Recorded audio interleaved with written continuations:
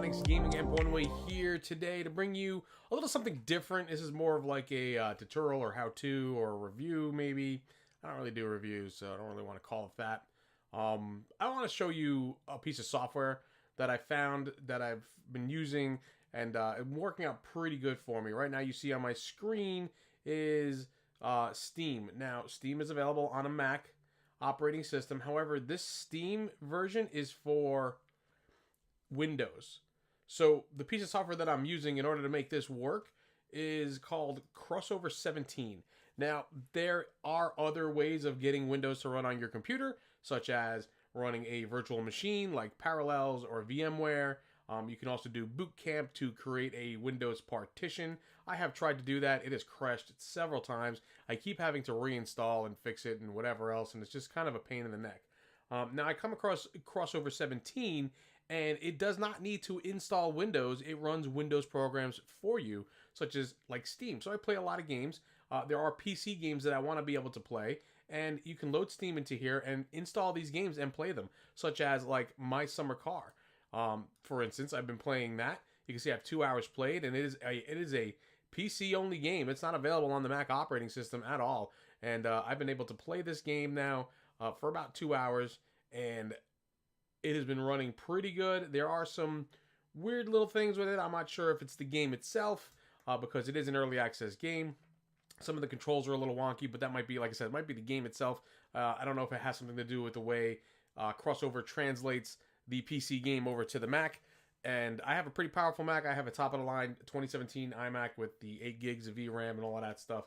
So it's a pretty powerful machine. But this interface here is extremely simple and easy to use. You come in here, you can click Install a Windows application, and it'll go look for Steam. You can install Steam. You can start typing in here what you want to look for. We'll use Steam as an example. And there's Steam, and it'll tell you when you click on that, it'll tell you that it runs well. It gives it 4 stars, and it lets you know the English is available. It gives you kind of like a little synopsis of what's going on with it and everything else. And then you can hit continue and install it. I don't need to install that because I already have it. But, I mean, I think you can also do, like, Microsoft Office, if I'm not mistaken, on here. So, like, Microsoft Office 2000, 3000. Like, this has all the versions of it in here. This is actually pretty incredible. I didn't think it went that far, but looks pretty good. Runs limited functionality, but it runs with 3 stars. You can get Microsoft Office for a Mac, but if you didn't want to do that, you wanted to get the Windows version of it for whatever reason, you could go ahead and do that. And again, just kind of a simple little way of getting stuff in here.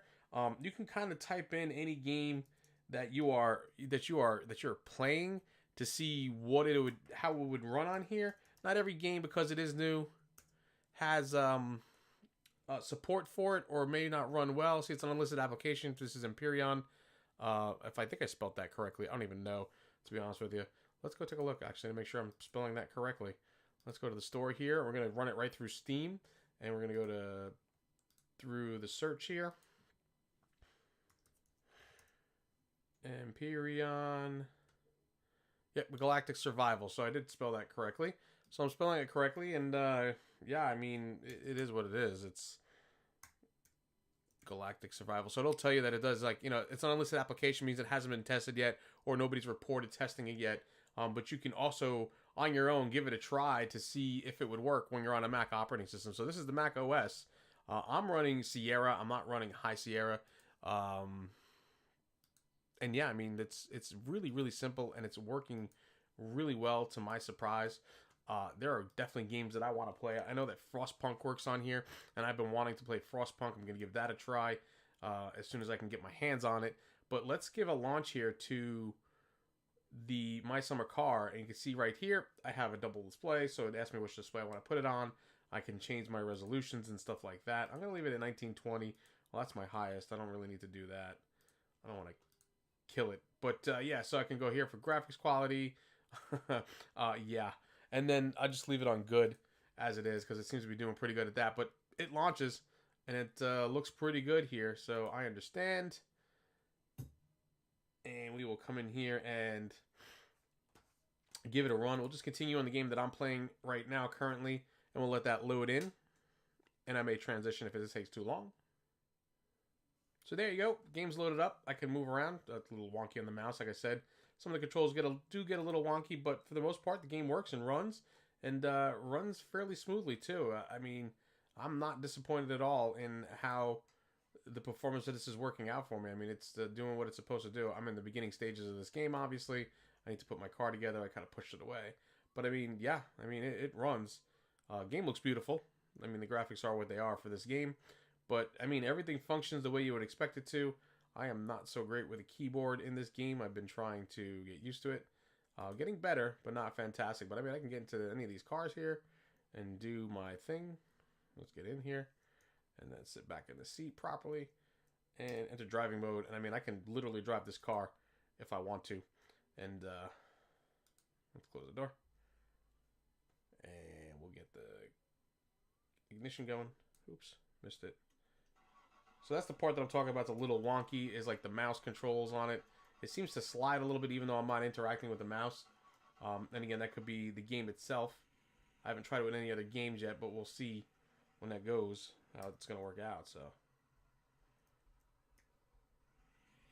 I have my parking brake on. See, the mouse slides a little bit. And again, that might be the game. So, but I mean, for the most part, it does what it wanted to do. Looking pretty good. But let's quit without saving. Yes, I'm sure. I don't want to continue that. Just kind of giving you a view of a game that doesn't work on Mac. It works on PC, and I'm able to play it here on my Mac. And you can see right behind me in the window here. This is my Mac operating system for sure.